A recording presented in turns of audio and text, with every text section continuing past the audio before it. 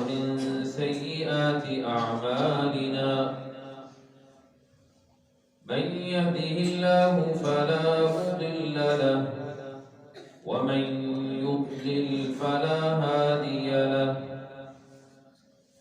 أشهد أن لا إله إلا الله وحده لا شريك له وأشهد أن محمدا عبده ورسوله يا أيها الذين آمنوا اتقوا الله حق تقاته ولا تموتن إلا وأنتم مسلمون يا أيها الناس اتقوا ربكم الذي خلقكم من نفس واحدة وخلق منها زوجها وبث منهما رجالا كثيرا ونساء واتقوا الله الذي تساءلون به والأرحام إن الله كان عليكم رقيبا يا أيها الذين آمنوا اتقوا الله وقولوا قولا سديدا يصلح لكم أعمالكم ويغفر لكم ذنوبكم ومن يطع الله ورسوله فقد فاز فوزا عظيما أما بعد فإن خير الحديث كتاب الله وخير الهدي هدي محمد صلى الله تعالى عليه وسلم وشر الأمور محدثاتها وكل محدثة بدعة وكل بدعة ضلالة وكل ضلالة في النار.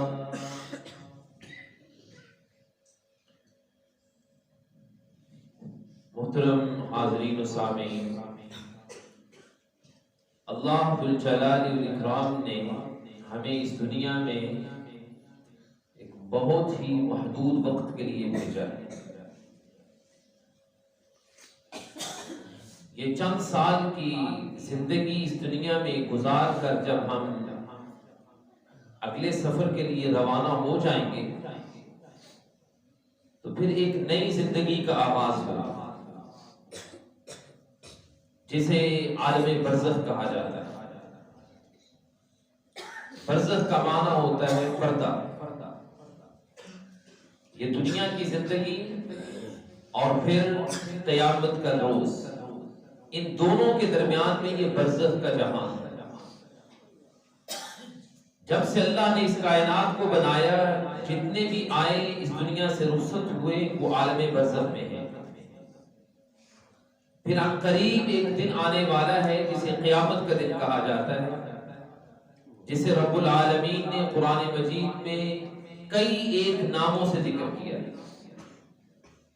وہ قیامت کا دن ہے، وہ حشر کا دن ہے، وہ حساب و کتاب کا دن ہے، وہ بدلے کا دن ہے، وہ جزا و سزا کا دن ہے. مختلف ناموں سے اللہ نے اس دن کا ذکر قرآن مجید میں کیا ہے. اور وہ دن ایسا دن ہے کہ جس میں اللہ رب العالمین نے آدم علیہ السلام سے لے کے اس کائنات کے آخری انسان تک سب کو زندہ کر کے ان کا حساب و کتاب کرنا ہے. جو چند دن کی محدود سی زندگی اللہ نے ہر کسی کو اس دنیا میں دی ہے، اس کے بارے میں سوال ہوگا، اس کے بارے میں پوچھا جائے. اور پھر اللہ رب العالمین فیصلہ کریں گے کہ کون جنت کا مستحق ہے اور کون جہنم کا مستحق ہے. اسی لیے اس دن کے ناموں میں ایک نام یوم الفصل ہے، فیصلے کا دن. وہ دن بڑا سخت دن ہے، وہ بہت کڑا دن ہے، بہت بھاری دن ہے. اللہ نے اس دن کو قرآن مجید میں یوم عسیر کہا ہے، بڑا سخت دن. یوم الفصل بھی کہا ہے، فیصلے کا دن. یوم الجمع بھی کہا ہے، جمع ہونے کا دن، اکٹھے ہونے کا دن. وہ دن اتنا سخت ہوگا کہ کسی کو کچھ نہیں سوچے گا کہ کیا ہونے والا ہے. اللہ کی ساری مخلوق اکٹھی ہوگی اور سب اس انتظار میں ہوں گے کہ اللہ رب العالمین حساب و کتاب شروع کرے، تاکہ کم از کم ہمیں پتہ چل سکے کہ ہمارا ٹھکانہ کیا ہے. جب کسی کو انتظار کرنا پڑتا ہے تو پھر انتظار کی گھڑیاں بڑی سخت ہوتی ہیں. ہمارے ہاں ایک معروف مقولہ ہے کہ انتظار موت سے زیادہ سخت ہے.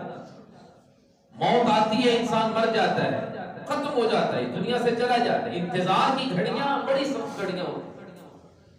اور جب خاص طور پہ پتہ ہو کہ آگے ایک مصیبت کھڑی ہے تو پھر انسان کے لیے انتظار کا ایک ایک لمحہ اس کے لیے کئی موتوں سے زیادہ سخت ہوگا. اور پھر جب انسان کو اپنے کرتوتوں کا پتہ ہو کہ میں نے کیا کچھ کیا ہے دنیا میں، کیسے دنیا کی زندگی میں کیسے گزار کے آیا ہوں، ہر کسی کو پتہ ہے. ہم کسی کے سامنے اپنا آپ ظاہر کریں یا نہ کریں، مجھے میرا پتہ ہے کہ میں کتنا نیک ہوں اور میرے اندر کیا کمیاں اور کیا کوتاہیاں ہیں. آپ کو پتہ ہے، ہر کوئی جانتا ہے. اور ہم سب سے بڑھ کے ہمارا رب ہمیں پیدا کرنے والا جانتا ہے کہ کس کی کیا حقیقت ہے، کون کتنا نیک ہے اور کتنا گناہگار ہے. اس دن، قیامت کے دن، جس کے گناہ جتنے زیادہ ہوں گے اس کے لیے وہ دن اتنا ہی زیادہ سخت ہوگا، کیونکہ اس سے ڈر اور خوف ہوگا کہ اب میرا انجام برا ہونے والا ہے. اور پھر اس دن کی سختی اس وقت اور زیادہ بڑھ جائے گی جب پورے میدان حشر میں کہیں کوئی سایہ بھی نہیں ہوگا. سورج جو کروڑوں میل اس وقت دور ہے اور ہم اس کی تپش محسوس کرتے ہیں، حتیٰ کہ سخت سردی کے دنوں میں بھی آپ کچھ دیر کے لیے دھوپ میں بیٹھ جائیں تو تلخی جسم میں محسوس ہونے لگتی ہے. اور گرمیوں کی دھوپ کی جو گرمی ہے اور شدت ہے وہ ہم سب جانتے ہیں کہ وہ برداشت سے باہر ہو. حالانکہ کروڑوں میل سورج کی، قیامت کے دن یہ صرف 1 میل کے فاصلے پہ. اندازہ کیجیے اس کی سختی اور اس کی گرمی کتنی شدید ہوگی. یوم تبدل الارض غیر الارض، یہ زمین مٹی کی زمین نہیں، یہ سخت قسم کی شدید حرارت والی زمین بن جائے گی. کوئی ٹھکانہ، کوئی سایہ نہیں ہوگا، کوئی درخت نہیں ہوگا، کوئی سایہ کہیں نظر نہیں آئے گا. اور پھر اس دن کی سختی اس وقت اور بڑھ جائے گی جب رب العالمین فرشتوں کو حکم دیں گے کہ اس میدان حشر میں جہنم کو لایا جائے. اللہ نے سورہ ملک میں اس کا اشارتاً ذکر کیا ہے اور پیارے پیغمبر صلی اللہ علیہ وسلم نے اپنی حدیث میں اس کی وضاحت فرمائی کہ یؤتی بجہنم یومئذ لہا 70,000 زمام. جہنم کو لایا جائے گا، اس انداز سے لایا جائے گا کہ اس کی 70,000 اس کی لگامیں ہوں گی. 70,000 لگاموں میں اس کو جکڑ کے، پکڑ کے، کنٹرول کر کے اس کو لایا جائے گا. مع کل زمام 70,000 ملک، ہر ایک لگام کے ساتھ 70,000 فرشتہ ہوگا اس کو پکڑ کے، اس کو کنٹرول کرنے کی کوشش کر رہا ہوگا. اور قرآن میں اللہ نے کہا تکاد تمیز من الغیظ، اس کے باوجود جہنم سے اتنی سخت ناک دھاڑنے کی آوازیں آئیں گی، ایسے لگے گا جیسے غصے سے ابھی یہ پھٹ جائے گا. اب ذرا تصور کیجئے، اتنی سختی، اتنا شدت کا دن، اور پھر اوپر اس کے اوپر یہ کہ جہنم کو لایا گیا اور اس کی اتنی سخت آوازیں، چیخ و پکار، اس کے دھاڑنے کی آوازیں، کیا عالم ہے. اس دن میں جہاں اللہ کی مخلوق سخت پریشانی کی حالت میں ہوگی، انسانوں کے پسینے چھوٹ رہے ہوں گے، کسی کا پسینہ اس کے جسم سے بہہ بہہ کے اس کے ٹخنوں تک پہنچ چکا ہوگا، بعض وہ ہوں گے جن کے پسینے ان کے گھٹنوں تک، وہ اپنے پسینے کے اندر کھڑے ہوں گے، بعض کا پسینہ ان کی کمر تک پہنچا ہوگا، بعض کے پسینہ ان کی گردن تک پہنچا ہوگا، اور کچھ بد نصیب ایسے ہوں گے جو اپنے ہی پسینے میں غوطے کھا رہے ہیں۔ اور یہ وہ کیفیت ہے جس کا ہم اس دنیا میں رہ کے تصور نہیں کر سکتے، کیونکہ ہم نے کبھی ایسا دیکھا نہیں۔ کبھی دیکھا کسی کو کسی کے پیچھے سے اتنا پسینہ نکلا کہ اس پسینے میں ڈوب رہا، لیکن اس دن یہ کیفیت ہو۔ ہم یہ تو تصور کر سکتے ہیں کہ کوئی سخت گرم پانی کے اندر ڈوب رہا، اس کی کیا کیفیت ہے۔ اس سخت ترین کیفیت میں اللہ رب العالمین کچھ لوگوں کا انتخاب کریں گے جن کو وہ مالک اپنے کرم سے، اپنی خاص رحمت سے ان کو ایک انعام سے نوازے گا، اور وہ انعام کیا ہوگا کہ اللہ رب العالمین انہیں سایہ نصیب کرے۔ اللہ کے رسول صلی اللہ علیہ وسلم کی مختلف احادیث میں ان لوگوں کا تذکرہ ملتا ہے۔ ان میں سے ایک مشہور حدیث کا تذکرہ انشاءاللہ آج کی اس خطبہ جمعہ میں کروں گا۔ یہ وہ حدیث ہے جسے امام بخاری اور امام مسلم رحمہ اللہ نے ذکر کیا ہے۔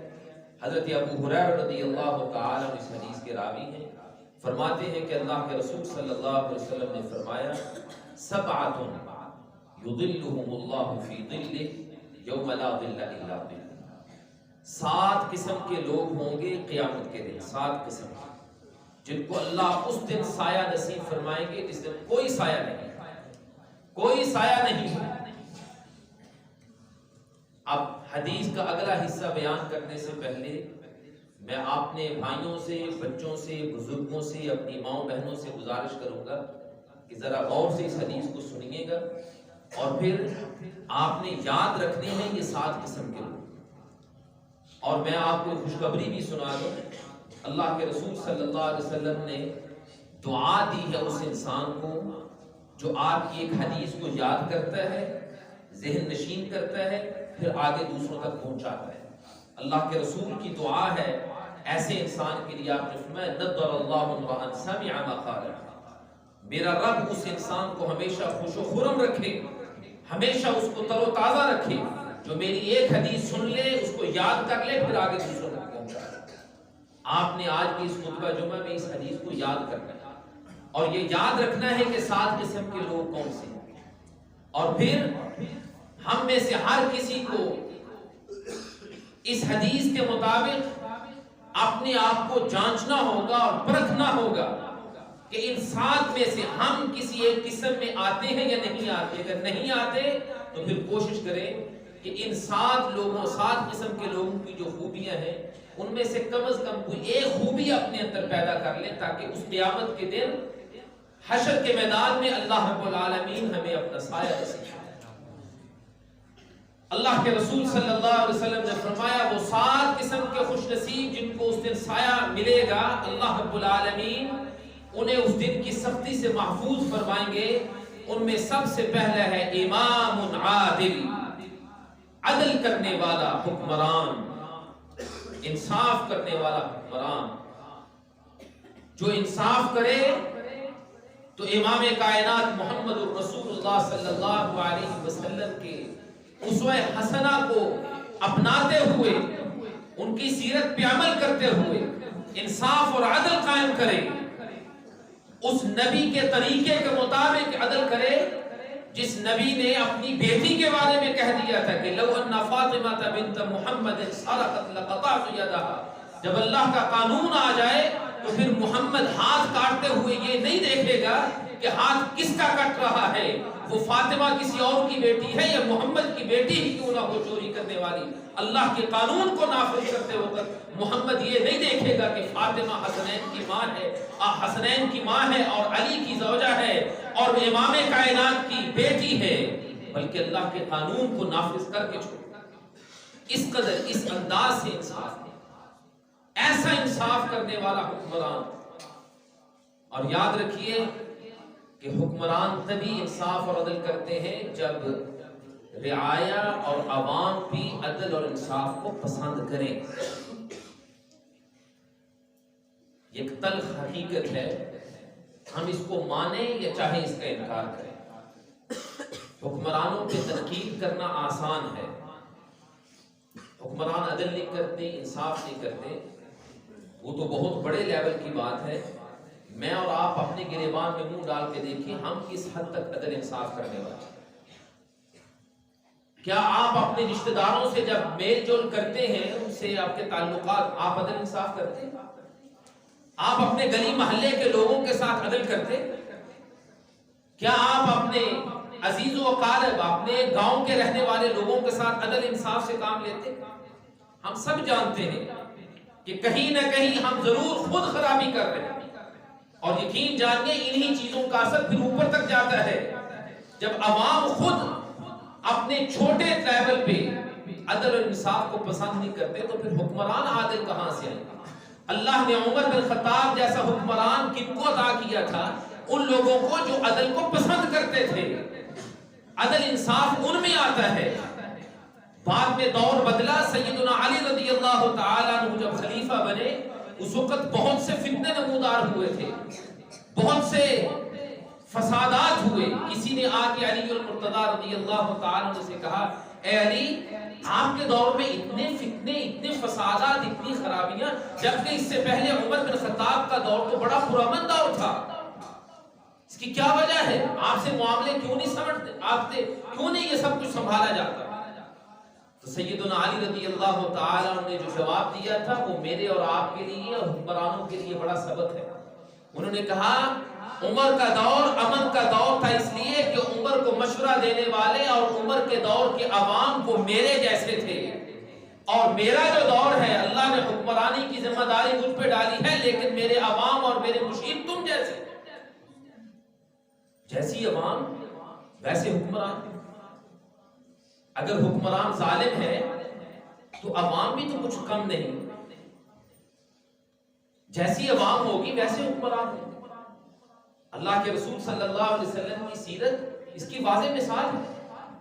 آپ صلی اللہ علیہ وسلم نے عدل قائم کیا تو ان لوگوں میں قائم کیا، ان لوگوں کے ذریعے قائم کیا جو عدل کو پسند کرتے تھے، جو چاہتے تھے کہ عدل قائم ہو۔ ہم میں سے کتنے ہیں جو چاہتے ہیں کہ واقعتاً اللہ کا دین نافذ ہو؟ کتنے ہیں جو چاہتے ہیں کہ واقعتاً اللہ کا دین نافذ ہو؟ ہم میں سے کتنے ہیں جو چاہتے ہیں کہ رشوت خوری بند ہو؟ ہم میں سے کتنے ہیں جو چاہتے ہیں کہ برائیاں، فحاشی، عریانی، یہ سب کچھ ختم ہو؟ میرے گھر میں ٹی وی چلے، میرے گھر میں میوزک چلے، میرے گھر میں دن رات ڈرامے اور فلمیں چلے، اور میں کوسوں اور تنقید کروں حکمرانوں پہ کہ وہ انصاف کرنے والے نہیں۔ اللہ کے بندے، کیا تیری سمجھ میں یہ بات نہیں آتی کہ تیرے ان گناہوں کا اثر حکمرانوں تک پہنچ رہا ہے؟ تو اپنے گھر کی اصلاح کر، اپنی گلی کی اصلاح کر، اپنے محلے کی اصلاح کر، اپنے گاؤں کی، اپنے دیہات کی اصلاح کر، اپنے شہر کی اصلاح کر، پورا ملک ٹھیک ہو جائے۔ اللہ ہمیں توفیق نصیب فرمائے۔ اللہ کے رسول صلی اللہ علیہ وسلم نے فرمایا، امام عادل، عدل کرنے والا حکمران، عدل کرنے والا بادشاہ، عدل کرنے والا وہ کسی بھی طبقے کا، ضروری نہیں کہ کسی ملک کا حکمران ہی ہو۔ لفظ امام بولا گیا ہے، امام اس مصلی پہ کھڑے ہونے والے کو بھی امام کہتے ہیں۔ امام ہر اس شخص کو کہتے ہیں کہ جس کے ہاتھ میں کچھ نہ کچھ پاور ہو، جس کے پاس کوئی اتھارٹی ہو۔ ایک گاؤں کا نمبردار ہے تو وہ اپنے گاؤں کا امام ہے، اگر کوئی کسی علاقے کا ایم پی اے ہے تو وہاں کا وہ امام ہے، اگر کوئی کسی حلقے کا ایم این اے ہے تو وہاں کا امام ہے، اگر وزیر اعظم ہے تو وہ اپنے ملک کا امام ہے۔ کسی کے پاس کوئی عہدہ نہیں، کسی کے پاس کوئی سٹیٹس نہیں، کسی کے پاس کوئی منصب نہیں، آپ اپنے گھر کے امام ہیں، باپ اپنے گھر کا امام ہے، ماں پہ بھی یہی ذمہ داری عائد ہوتی ہے۔ عدل کریں، انصاف قائم کریں۔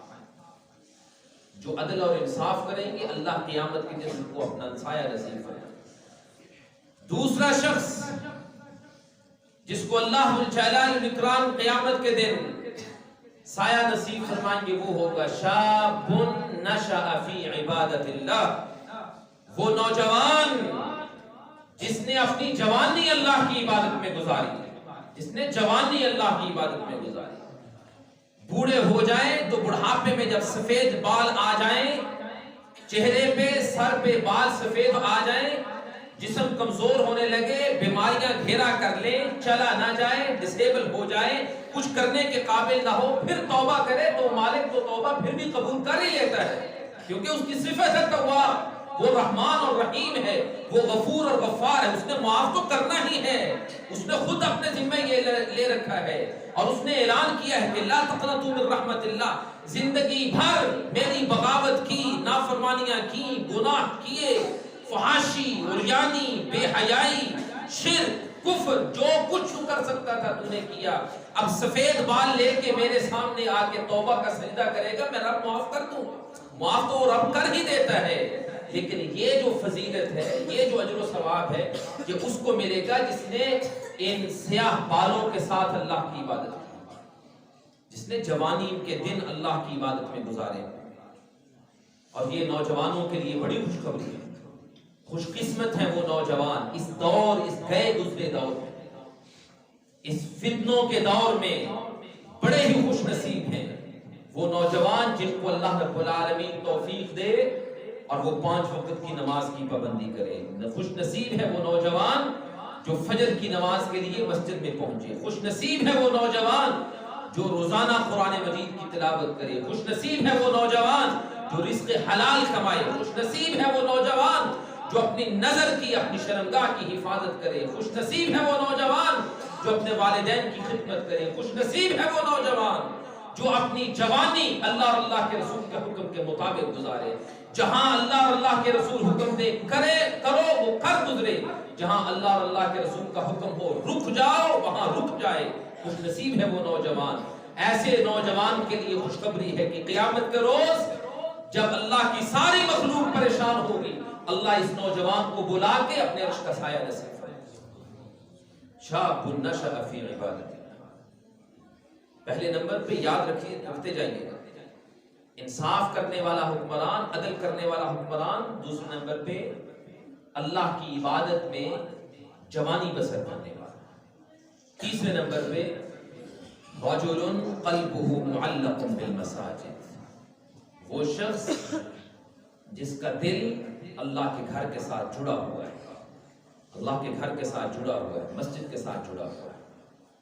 ہم تو اللہ کے دین سے اتنے دور ہو گئے ہیں، اتنے دور ہو گئے ہیں کہ جس کا دل مسجد کے ساتھ جڑ جائے ہم اس کو تانے دیتے ہیں، ہم اس کو تانے دیتے ہیں، بھی اس کو نمازوں کے سوا اور کام ہی کوئی نہیں، مسیطر بن گئے، ان اور کام بھی کوئی نہیں، اس کو تانے دیتے ہیں جس کا دل مسجد کے ساتھ جڑ جائے، جبکہ اللہ کے نبی کا فرمان ہے جس کا دل مسجد کے ساتھ جڑ جائے اللہ قیامت کے دن اس کو اپنے عرش کا سایہ نصیب کرے۔ وہ والدین جن کی اولاد میں سے، جن کے بچوں میں سے کوئی ایک اللہ کے دین کے ساتھ جڑ جائے، دین سیکھنے لگے، قرآن مجید حفظ کرنے لگے، قرآن یاد کرنے لگے، ان کو اللہ کا شکر ادا کرنا چاہیے، وہ اللہ کا شکر ادا کرنا چاہیے، اور یہ یقین کر لینا چاہیے کہ اللہ رب العالمین کی رحمت ان کے گھر میں برستی ہے، اور اللہ رب العالمین ان کو رزق عطا فرماتا ہے اسی بچے کی وجہ سے جو قرآن یاد کر رہا ہے۔ اللہ کے رسول صلی اللہ علیہ وسلم کے پاس ایک شخص آیا، آ کر اس نے اپنے سگے بھائی کی شکایت کی، اللہ کے رسول میں سارا دن باہر کھیتی باڑی کرتا ہوں، اپنے کام کاج میں لگا رہتا ہوں، کمائی ساری میں کرتا ہوں، یہ میرا بھائی ہے سارا دن مسجد نبی میں گزار دیتا ہے، یہیں بیٹھا رہتا ہے، یہ کام ہی نہیں کرتا۔ وہ شکایت لے کے آیا، اللہ کے رسول صلی اللہ علیہ وسلم نے کیا فرمایا؟ آپ نے فرمایا کیا تجھے پتا ہے کہ اللہ تجھے جو رزق دے رہا ہے اس کی وجہ سے دے رہا ہے، اللہ تجھے رزق اس کی وجہ سے دے رہا ہے۔ ہماری ذہنیت یہ ہو گئی کہ مسجدوں میں بیٹھنے والوں کو ہم نے سمجھا کہ یہ معاشرے کا بدترین طبقہ ہے اور گھٹیا ترین طبقہ ہے، جبکہ اس بات کو ہم بھول گئے کہ اللہ ہمیں رزق دیتا ہے جو ان کی وجہ سے دیتا ہے۔ اس کا قطعی طور پہ یہ مطلب نہیں میرے بھائیوں کہ آپ دنیا سے اپنے آپ کو بالکل کاٹ لیں اور جو مسجد کے ساتھ جڑا وہ یہیں بیٹھا رہے اور کہیں میں نے کچھ کرنا ہی نہیں۔ کہنے کا مطلب یہ ہے کہ جہاں آپ نے دنیا داری رکھنی ہے وہاں اللہ کے گھر کو بھی نہیں بھولنا، اللہ کے گھر کے ساتھ اپنا دل جوڑ کے رکھیں۔ اللہ کے پیغمبر صلی اللہ علیہ وسلم نے فرمایا جو شخص ایک نماز ادا کرے، با جماعت مسجد میں نماز ادا کرے، پھر دوسری نماز کے لیے انتظار کرتا رہے جب تک وہ انتظار کرتا رہے گا مسجد میں بیٹھا نماز کے لیے، جب تک وہ انتظار میں رہے گا اللہ رب العالمین فرشتوں کو حکم دیتے ہیں کہ اس کے نامہ اعمال میں لکھو کہ یہ نماز ہی پڑھ رہا ہے، اس کو نماز پڑھنے کا ثواب ملتا رہے۔ اذان ہو جائے فوراً مسجد میں آئیے، اذان اور نماز کے درمیان جو 10-15 منٹ کا وقفہ ہے اگر آپ مسجد میں بیٹھ کے گزار دیں گے تو یہ اللہ رب العالمین آپ کے نامہ اعمال میں ایسے لکھیں گے گویا کہ آپ نے وہ 15 منٹ نماز ہی ادا کی ہے، چاہے آپ پیسے بیٹھے۔ اور پھر یہ وقت تو بڑا ہی قیمتی وقت ہے جس کے بارے میں اللہ کے رسول صلی اللہ علیہ وسلم نے فرمایا کہ لا يرد الدعاء بین الاذان والاقامہ، اقامت اذان اور اقامت کے درمیان کا جو وقفہ ہے اس میں جو دعا کی جائے اللہ اس دعا کو ریجیکٹ نہیں کرتے، اللہ اس کو ضرور قبول کرتے۔ وہ شخص جس کا دل مسجد کے ساتھ جڑا ہوا ہے، مسجد کی خدمت کرنا، مسجد کی تعمیر کرنا، مسجد کو آباد کرنا کہ مسجد کا یہ کام کیسے ہو جائے، اس میں بہتری کیسے لائی جائے، مسجد کی رونق کو کیسے بڑھایا جائے، زیادہ سے زیادہ لوگوں کو مسجد کی طرف کیسے لایا جائے، کیسے لوگوں تک دین پہنچایا جائے، جس کی سوچ، جس کے ذہن میں ہر وقت یہ بات ہو کہ میں نے اللہ کے گھر کو آباد کرنا ہے، ایسا شخص کل قیامت کے دن اللہ رب العالمین کے عرش کے سائے کا مستحق ہے۔ 3 شخص ہوئے، چوتھا شخص رجل دعته امرأة ذات منصب وجمال فقال انی اخاف اللہ۔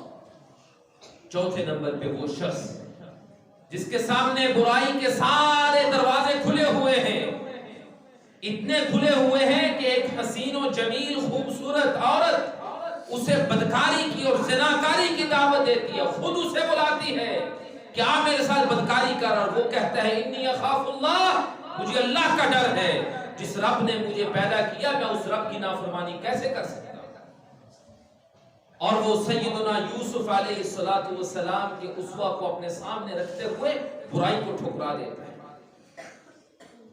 برائی کو ڈھونڈنا، بدکاری کے پیچھے جانا، بدکاری کے لیے راستے ہموار کرنا تو دور کی بات ہے، وہ جسے خود برائی دعوت دے، جسے بدکار عورت خود برائی کی دعوت دے، جیسے سیدنا یوسف علیہ السلام کو اس نے عزیز مصر کی بیوی نے دی۔ نوجوان تھے، خوبصورت تھے، کوئی رکاوٹ نہیں تھی، شاہی محل میں رہتے تھے، بادشاہ کی بیوی برائی کی دعوت دینے والی تھی، کوئی دیکھنے والا بھی نہیں تھا، دروازے بند تھے، کمرے بند تھے، دیکھنے والا تھا تو صرف ایک اللہ دیکھنے والا تھا، اس لیے یوسف نے اس وقت کہا تھا معاذ اللہ، اللہ کی پناہ، میں کیسے اللہ کی نافرمانی کر سکتا ہوں۔ اے نوجوان، اپنی جوانی کو ضائع مت کر، اس کو برباد مت کر فحاشی اور بے حیائی کے پیچھے چل کے، برائی اور بدکاری کے راستوں کو ڈھونڈنے کی بجائے ان کو بند کرنے کی کوشش کر، اللہ کے عرش کے سائے کا مستحق بنا اپنے آپ کو۔ اللہ نے تجھے یہ قیمتی دن دیے ہیں، یہ جوانی اللہ نے تجھے عطا فرمائی ہے، اس جوانی سے بھرپور فائدہ اٹھا تاکہ کل قیامت کے دن اللہ رب العالمین ساری مخلوق کے سامنے تجھے یہ اعزاز نصیب فرمائے کہ جب اللہ کی ساری مخلوق اس دن کی سردی کی وجہ سے تڑپ رہی ہوگی، وہ مالک تجھ نوجوان کو اپنے عرش کا سایہ نصیب فرمائے، اس لیے کہ تو نے برائی اور بدکاری کو چھوڑا تھا، اس کو دیکھ کے دور بھاگتا تھا۔ اور یاد رکھیے کہ اس گئے گزرے دور میں اپنے آپ کو گناہوں سے بچانا یہ دراصل اللہ کی عبادت ہے، یہ صحیح معنوں میں اللہ کی فرما برداری ہے۔ نمازوں کی پابندی بھی کرے، روزوں کا اہتمام بھی کرے، صدقہ خیرات بھی کرے، یہ سب نیکیاں ضروری ہیں، دین کا حصہ ہیں، لیکن اس کے ساتھ ساتھ اپنے آپ کو گناہوں سے بچانا یہ در حقیقت آپ کو صحیح معنوں میں اللہ کا برگزیدہ بندہ بنائے گا۔ اللہ کے رسول صلی اللہ علیہ وسلم نے اس لیے اپنے پیارے صحابی ابو ہریرہ کو نصیحت فرمائی تھی، اتق المحارم تکن اعبد الناس۔ ابو ہریرہ، اگر سب سے بڑا اللہ کا عبادت گزار بننا چاہتا ہے تو پھر ہر قسم کے حرام سے دور بھاگ، حرام کو چھوڑ دے، حرام کمانا، حرام کھانا، حرام دیکھنا، حرام سننا، حرام بولنا، سب کچھ چھوڑ، حرام سے جتنا دور بھاگے گا اتنا تو اللہ کے قریب ہوگا۔ اپنے آپ کو اللہ کا صحیح معنوں میں عبادت گزار بندہ بنانا چاہتا ہے تو پھر حرام سے بچ۔ بڑے بڑے دیکھے ہیں ہم نے نمازی، متقی، پرہیزگار، چہروں پہ سنت رسول، لباس اسلامی شرعی، نمازوں کے پابند، لیکن جب ڈنڈی مارنے کی باری آتی ہے، جب جھوٹ بولنے کی باری آتی ہے، جب غیبت کرنے کی باری آتی ہے، سب سے آگے نظر آتے ہیں. نعوذ باللہ من ذالک. اے نمازی، اے متقی، اے پرہیزگار، اے بارش، ذرا سوچ کہ کس نبی کا تو کلمہ پڑھنے والا ہے. کیا تو نے سمجھا ہے کہ دینداری بس یہی ہوتی ہے کہ ظاہری طور پہ اپنا حلیہ اور اپنی شکل نبی جیسی بنا لو اور اندر کے کرتوت کالے ہو؟ یہی دین ہے؟ کیا دین صرف 5 وقت کی نماز کا نام ہے؟ کیا دین صرف رمضان کے روزوں کا نام ہے؟ دین تجھے بتاتا ہے کہ تجھے دیکھنا کیسے ہے. دین تجھے یہ بھی بتاتا ہے کہ کس کو دیکھنا تیرے لیے جائز ہے، کس کو دیکھنا تیرے لیے حرام ہے. دین تجھے بتاتا ہے کون سی نظر تجھے جنت کی طرف لے کے جائے گی اور کون سی تیری بری نظر تجھے جہنم میں جا کے رہے گی. دین تجھے بتاتا ہے کہ کون سا روپیہ حلال کا ہے اور کون سا روپیہ حرام کا ہے. دین تجھے بتاتا ہے کہ کیا حلال ہے، کیا حرام ہے، کیا جائز ہے، کیا ناجائز ہے، کون سا کام ہے جس کی وجہ سے تو اللہ کے قریب ہوگا، جنت کے قریب ہوگا، اور کون سا گناہ ہے اور کون سی بدکاری ہے، کون سا وہ پاپ ہے جس کی وجہ سے تو اللہ سے دور ہو جائے گا، جہنم کے قریب ہو جائے گا. ہم نے اپنی اپنی مرضی کا دین لے لیا، جس کو جتنا سا اچھا لگتا ہے وہ لے لیتا ہے. کوئی کہتا ہے جی 5 وقت کے نماز کا میں پابند ہوں، اور کہتا ہے کہ میں دیندار ہوں، بس یہی دینداری. کوئی کہتا ہے جی میں نماز تو نہیں پڑھتا، مجھ سے سستی ہو جاتی ہے، لیکن جی میرا کاروبار بڑا ٹھیک ہے. تجھے شیطان نے یہ سب پڑھا دیا کہ ٹھیک ہے کاروبار امانت داری سے کرتے جو، نمازیں پڑھو نہ پڑھو، خیر رب کے ساتھ سچا نہیں. تو اپنے رب کے ساتھ سچا نہیں، تیری زبان پہ کیسے میں اعتبار کروں کہ تو سچا ہو؟ تو نے کلمہ پڑھا تھا لا الہ الا اللہ محمد رسول اللہ. اس کلمے کا مطلب یہ تھا کہ یہ 2 لائنیں ہیں، لا الہ الا اللہ محمد رسول اللہ. اسی باؤنڈری کے اندر میں رہوں گا، اللہ کے حکموں سے تجاوز نہیں کروں گا، اللہ کے رسول کی نافرمانی نہیں کروں گا، اسی کے مطابق زندگی گزاروں گا. تو نے اقرار کیا لا الہ الا اللہ محمد رسول اللہ، اس کی پاسداری کی. لا الہ الا اللہ محمد رسول اللہ کا مطلب کیا ہے کہ نماز چھوڑ دے؟ لا الہ الا اللہ محمد رسول اللہ کا مطلب کیا ہے؟ جھوٹ بولتا جا. اس کا مطلب کیا ہے؟ غیبتیں کر، چغلیاں کر، گالیاں بک، یہ سب کچھ یہ ہے لا الہ الا اللہ محمد رسول اللہ. ادخلوا فی السلم کافہ. اللہ نے قرآن میں کہا یا ایھا الذین آمنوا ادخلوا فی السلم کافہ. ایماندارو اسلام میں پورے آؤ.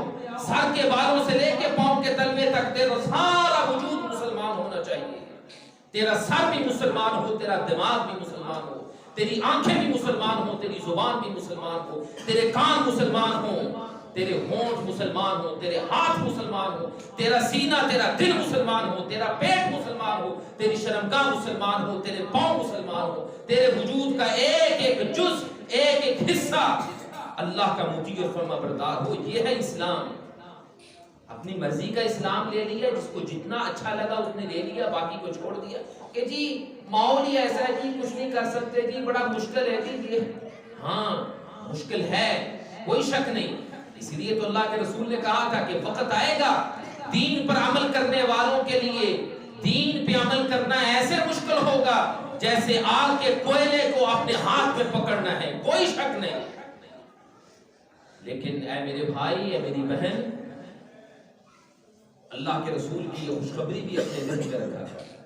اللہ کے رسول صلی اللہ علیہ وسلم نے فرمایا تھا کہ ان حالات میں جو دین پہ عمل کریں گے ان کو ان کی نیکیوں کا پتہ ہے کتنا ثواب ملے گا. اللہ کے رسول صلی اللہ علیہ وسلم نے فرمایا تھا جب ان مشکل حالات میں جب دین پہ عمل کرنا اتنا مشکل ہو جائے جیسے آگ کے انگارے کو پکڑنا ہے، تو پھر ان حالات میں دین پہ عمل کرنے والے کو اللہ رب العالمین اتنے بڑے اجر و ثواب سے نوازیں گے. کیا آپ نے صحابہ سے کہا کہ ان حالات میں دین پر عمل کرنے والے ہر شخص کو اللہ رب العالمین 50 لوگوں کے نیک اعمال کی 50 گنا زیادہ اللہ اس کو اجر و ثواب عطا فرمائیں گے. صحابہ نے کیا اللہ کا رسول 50 ان میں سے جو بعد میں آئیں گے ان کی نیکیوں کے برابر 50 گنا، یا ہم صحابہ سے 50 گنا زیادہ؟ آپ نے فرمایا تم صحابہ سے 50 گنا زیادہ. اللہ اکبر. ذرا تصور کر کے دیکھیے. یہ حقیقت ہے، دین پہ عمل کرنا کو آج آسان نہیں رہا. دین پہ عمل کرنا بڑا مشکل ہے، بڑا مشکل ہے، اللہ کی قسم بڑا مشکل ہے. لیکن اس کا مطلب یہ نہیں کہ تو دین پہ کمپرومائز اتنا کر لے کہ جہاں اللہ اور اللہ کے رسول کا حکم آئے تو اس کو پیچھے چھوڑ دے اور کہے کہ جی بہانہ ہے، شادی بیاہ کا موقع ہے جی برادری نہیں مانتی، رشتے دار نہیں مانتے، کاروبار کی بات ہے جی اس کے بغیر کاروبار چلتا ہی نہیں ہے. اس طرح کے بہانے اور مت کر، اپنے آپ کو سچا مسلمان بنا. اللہ کے رسول صلی اللہ علیہ وسلم نے فرمایا کہ وہ انسان جس کو برائی کی دعوت دی جائے اور وہ برائی سے اپنے آپ کو بچائے، پیچھے اپنے آپ کو محفوظ رکھے، اللہ قیامت کے دن اس کو اپنے عرش کا سایہ نصیب فرمائے. دوبارہ پھر سنیے، سب سے پہلا وہ خوش نصیب جسے عرش کا سایہ ملے گا وہ ہوگا ان عدل کرنے والا حکمران. دوسرے نمبر پہ وہ نوجوان جس نے اپنی جوانی اللہ کی عبادت میں گزاری. تیسرے نمبر پہ وہ شخص جس کا دل اللہ کے گھر مسجد کے ساتھ جڑا ہوا ہے. چوتھے نمبر پہ وہ شخص جس کو ایک خوبصورت حسین عورت بدکاری کی دعوت دے اور وہ کہے کہ مجھے اللہ کا ڈر، اللہ کا خوف میرے دل میں ہے، میں یہ کام نہیں کر سکتا. 4 ہوئے. 5ویں نمبر پہ رجلان تحابا فی اللہ اجتمعا علیہ وتفرقا علی ذلک. وہ 2 خوش نصیب جو آپس میں ایک دوسرے کے ساتھ اچھا تعلق رکھتے ہیں، ایک دوسرے کے ساتھ محبت اور پیار رکھتے ہیں، دنیا کے پیسے اور مال کی خاطر نہیں، صرف اور صرف اپنے خالق و مالک رب کی خاطر. کوئی دنیا کا مفاد، کوئی دنیا کا طمع اور لالچ نہیں، صرف اور صرف اللہ کی رضا کے لیے وہ ایک دوسرے سے محبت کرتے ہیں. اجتمعا علیہ وتفرقا علی ذلک، ایک دوسرے کو ملتے ہیں صرف اس لیے کہ ہمارا رب ہم سے راضی ہو جائے. میں کسی سے نیک سے ملنے جاؤں اس نیت سے کہ مجھے اس سے دین کی کوئی بات سیکھنے کو ملے گی، میں اس سے محبت کروں اس لیے کہ وہ اللہ اور اللہ کے رسول کا فرما بردار ہے، دنیا کا کوئی مفاد، کوئی طمع، کوئی لالچ نہ ہو، صرف اللہ کی رضا کے لیے. اور یہ باقاعدہ اللہ کے رسول صلی اللہ علیہ وسلم کی حدیث میں ایک خاص موضوع ہمیں ملتا ہے، اللہ کے لیے محبت، اللہ کے لیے محبت. اور یہ بھی کوئی آسان کام نہیں ہے، اللہ کے لیے محبت بڑی مشکل ہے. دعوے کرنے تو بڑے آسان ہیں، دعوے کرنے آسان ہیں، لیکن عملی طور پہ ثابت کرنا کہ اللہ کے لیے محبت. اور یاد رکھیے اللہ کے لیے جو محبت ہوگی کل قیامت کے دن بڑا فائدہ دے گی. آپ قیامت کے دن فائدہ دے گی جو اللہ کے لیے محبت. اور جو اللہ کے لیے محبت نہیں ہے وہ چاہے سگے ماں باپ کی اپنی اولاد سے اور اولاد کی اپنے ماں باپ سے ہی محبت کیوں نہ ہو، قیامت کے دن بالکل فائدہ نہیں. آپ اپنی اولاد سے جتنی چاہے محبت کر لیں، باپ اپنے بیٹے سے جتنی چاہے محبت کر لیں، ماں اپنی بیٹی سے جتنی چاہے محبت کر لیں، کل قیامت کے دن بالکل اس کا فائدہ نہیں ہوگا.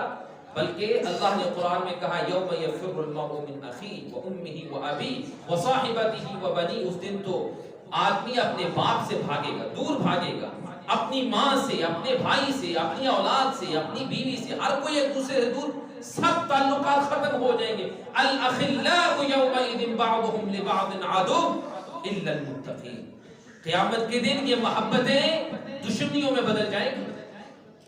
ہاں وہ باپ جو اپنے بیٹے سے محبت کرتا ہے اس لیے کہ میرا بیٹا نمازی ہے، جو باپ اپنے بیٹے سے محبت کرتا ہے اس لیے کہ میرا بیٹا قرآن پڑھتا ہے، جو بیٹا اپنے باپ سے محبت کرتا ہے اس لیے کہ باپ نے اس کو دین کی راہ دکھائی ہے، یہ محبت قیامت کے دن بڑا فائدہ دے گی، بڑا فائدہ دے گی.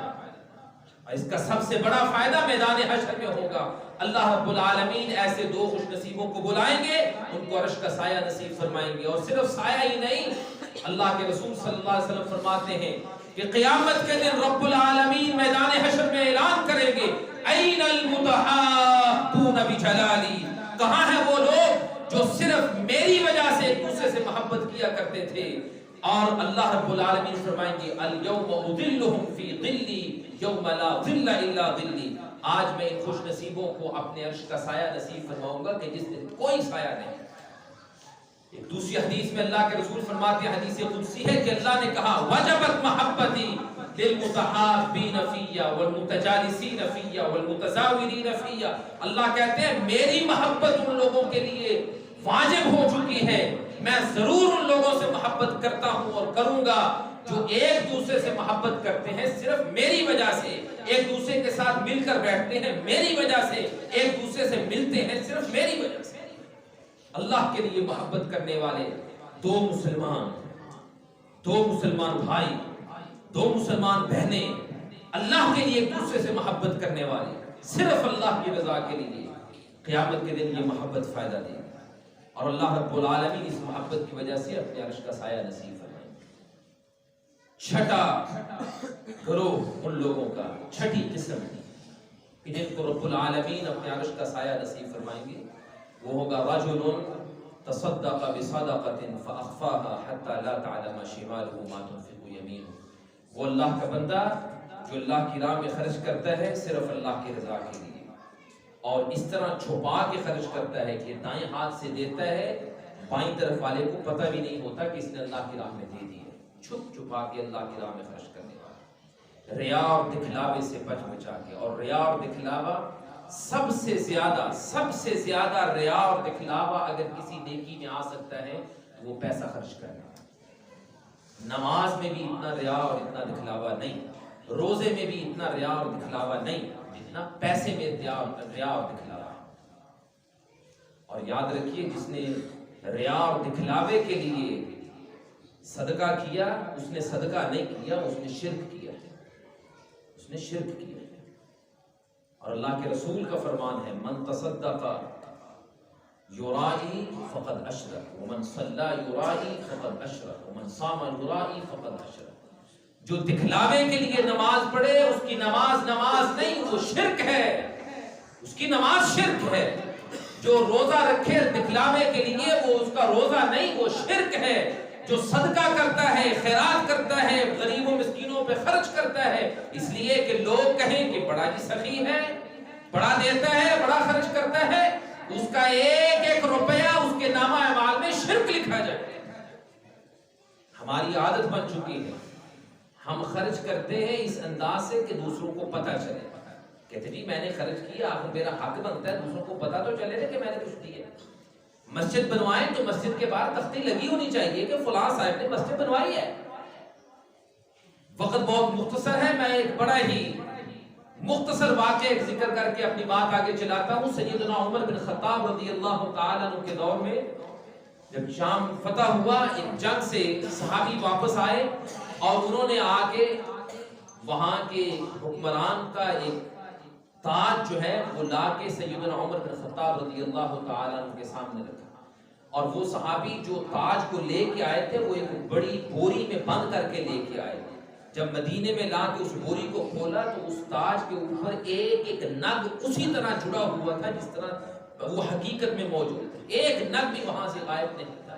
عمر بن خطاب رضی اللہ تعالیٰ نے اس سے پوچھا, اس شخص سے, کہ اتنی ایمانداری, اتنے دور سے تو سفر کر کے آیا ہے, اکیلا آیا ہے, تیرے ساتھ کوئی اور نہیں تھا, کوئی تجھے دیکھنے والا نہیں تھا, تو چاہتا تو اس بوری کو کھول کے اس میں سے چند نگ لے لیتا, بہت بڑا سرمایہ تھا, تیری بہت تجھے دولت مل جانی تھی.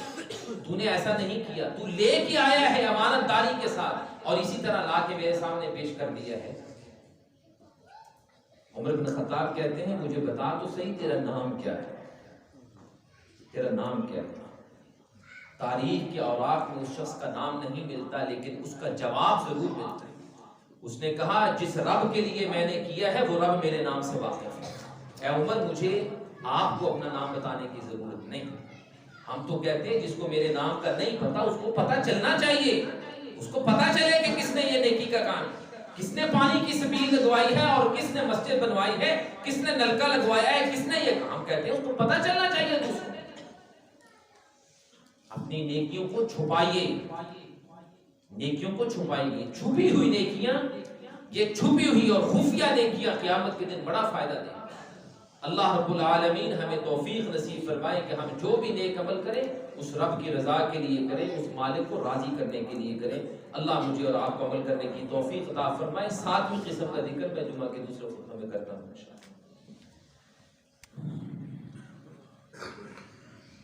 ونستعينه ونستغفره ونعوذ بالله من شرور انفسنا ومن سيئات اعمالنا. اشهد ان لا اله الا الله وحده لا شريك له واشهد ان محمدا عبده ورسوله اما بعد.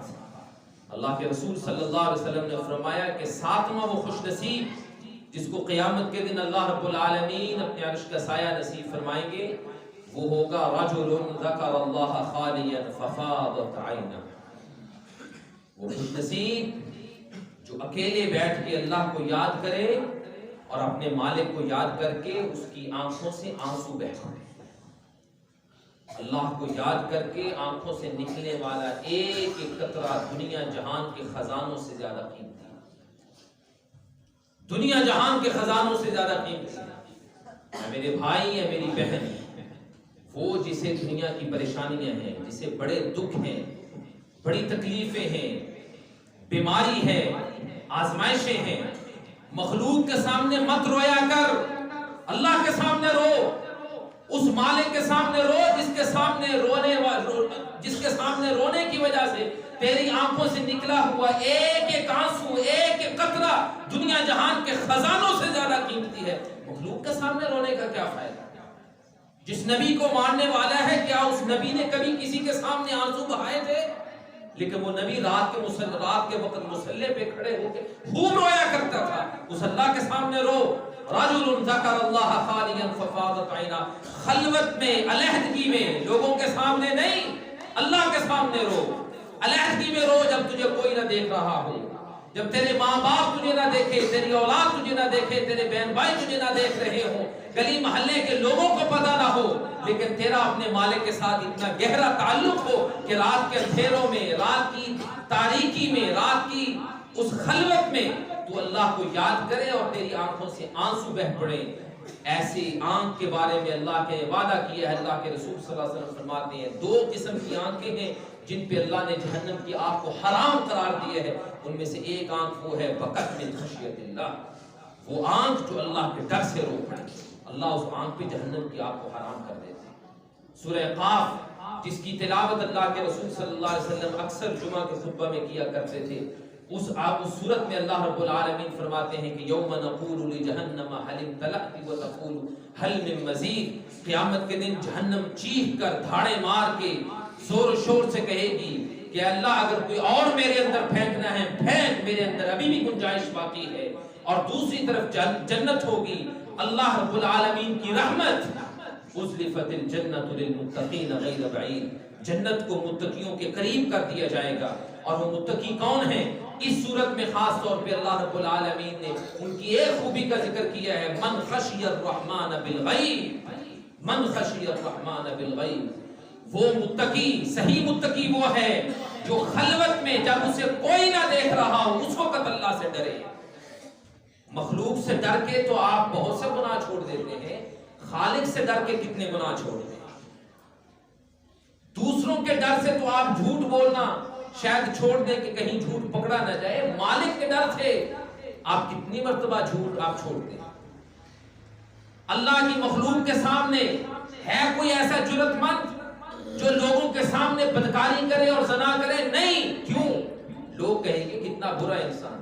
اس مالک کا حیا اور خوف نہیں جس نے پیدا کیے ہیں اور جس سے کچھ بھی خفیہ نہیں، جس سے کچھ بھی چھپا ہوا نہیں. ان اللہ لا یخفی علیہ شیء فی الارض ولا فی السماء. کائنات میں، آسمان و زمین میں کوئی چیز ایسی نہیں جو اس مالک سے پوشیدہ. وہ تو تیرے دل، تیرے سینے کے اندر دھڑکنے والے دل کی ایک ایک حرکت کو جانتا ہے. اس سے تجھے حیا نہیں آتی، اس سے شرم نہیں آتی. مخلوق سے شرم محسوس کرتے ہوئے گناہوں کو چھوڑ دیتا ہے. خالق کی کوئی حیا نہیں، خالق سے کوئی شرم نہیں. اللہ سے ڈر خلوت میں. اور یاد رکھیے جس کی خلوت پاک ہے، اللہ کی قسم اس کی جلوت بھی پاک ہے. لیکن جس کی جلوت تو پاک نظر آتی ہے، خلوت پاک نہیں ہی، وہ اللہ کے ہاں بہت بڑا مجرم ہے. بہت بڑا مجرم ہے، بہت بڑا مجرم ہے وہ انسان جو لوگوں کے سامنے تو بڑا متقی، پرہیزگار، دیندار، صالح نظر آئے، لیکن اس کی خلوت گناہوں سے بھری ہوئی ہو. لوگوں کے سامنے تو بڑا اچھا لگے کہ اس کا کردار، اس کا اخلاق بڑا اچھا ہے. گھر میں جائے بیوی بچوں کے ساتھ اس کا نہایت گھٹیا سلوک ہو، اپنے بچوں کو، بیوی کو گالیاں دے اور ان کو مارے پیٹے. لوگ کہیں گے بڑا اچھا ہے، یہ بڑے اخلاق، بڑے اچھے اخلاق نمازی. باہر لوگ سمجھتے ہیں کہ بڑا متقی، پرہیزگار ہے، نمازی ہے، لیکن جب کاروبار کی باری آئے جہاں ڈنڈی مارنے کا موقع ملتا ہے وہاں مارے، اور جہاں سے حرام ملتا ہے وہاں ہتھیار ہے اور کہیں کہ یہ میرا حق ہے۔ ایسا انسان بڑا بدنصیب انسان ہے۔ یہ در حقیقت اصل میں دنیا ہی میں رہتے ہوئے اپنی سب نیکیوں کو برباد کر رہا ہے۔ اللہ کے رسول صلی اللہ علیہ وسلم کی ایک حدیث سنا کے اپنی بات ختم کرتا ہوں۔ آپ نے فرمایا واللہ لأعلمن اقواما من امتی یوم یأتون یوم القیامہ بحسنات امثال جبال تہامۃ بیضاء۔ آپ نے فرمایا اللہ کی قسم میں اپنی امت میں سے ایسے لوگوں کو جانتا ہوں جو قیامت کے دن آئیں گے نیکیوں کے پہاڑ لے کے، نیکیوں کے پہاڑ لے کے، بڑی بڑی نیکیاں کی ہوں گی، اور امید کر رہے ہوں گے کہ اللہ ان کو ان کی نیکیوں کا بدلہ دے، لیکن انجام کیا ہوگا؟ یجعلها اللہ ھباء منثورا، اللہ ان کی سب نیکیاں، نمازیں، روزے، حج، زکات، قرآن کی تلاوتیں، ذکر، اذکار، صدقہ، خیرات، سب کچھ برباد کر دے گا۔ کیوں؟ صحابہ پریشان ہوئے، کہا اللہ کا رسول ہمیں بتائیے تو صحیح کہ ان لوگوں کا جرم اور ان کا گناہ کیا ہوگا۔ آپ نے فرمایا ان کا جرم سننے سے پہلے یہ بھی سن لو کہ انہم اخوانکم ومن جلدتکم، وہ تمہارے ہی جیسے ہوں گے، تمہاری ہی نسل اور قبیلے سے ہوں گے، تم جیسے ہی ہوں گے، نمازیں پڑھنے والے، روزے رکھنے والے، ظاہری طور پہ بڑے پکے ٹھکے سچے نسلی فصلی مسلمان نظر آئیں گے، لیکن حقیقت کیا ہے؟ وَلَكِنَّهُمْ قَوْمٌ إِذَا خَلَوْا بِمَحَارِمِ اللَّهِ انْتَهَكُوهَا، یہ وہ بد نصیب تھے کہ خلوت میں، علیحدگی میں جب کوئی نہیں ان کو دیکھتا تھا، اللہ کی سب حدوں کو پار کر جاتے تھے اور گناہوں کا ارتکاب چھپ کر کیا کرتے تھے۔ یہ سمجھتے تھے کہ لوگ تو ہمیں اچھا ہی سمجھتے ہیں، لوگ تو میرے بارے میں اچھا گمان کرتے ہیں، ٹھیک ہے، نعوذ باللہ من ذلک۔ جس طرح خلوت میں کیا ہوا گناہ بہت بڑی آفت ہے، اس کے برعکس خلوت میں، علیحدگی میں کی ہوئی نیکی اللہ کو بڑی پسند ہے، اور خلوت میں بہائے ہوئے یہ آنسو اللہ کے ہاں بڑی قیمت رکھتے ہیں۔ اللہ رب العالمین ہمیں توفیق عطا فرمائے کہ ہم کوشش کریں کہ ہم ان 7 قسموں میں سے کسی ایک خوبی کو خوب اچھی طرح اس کو تھام لیں، اپنے اندر اس کو پیدا کر لیں اور اس پہ عمل کرتے ہوئے اس دنیا سے جائیں۔ کل قیامت کے دن اللہ رب العالمین ہمیں اپنے عرش کا سایہ نصیب فرمائے۔ ان اللہ وملائکتہ یصلون علی النبی یا ایھا الذین آمنوا صلوا علیہ وسلموا تسلیما۔ اللہم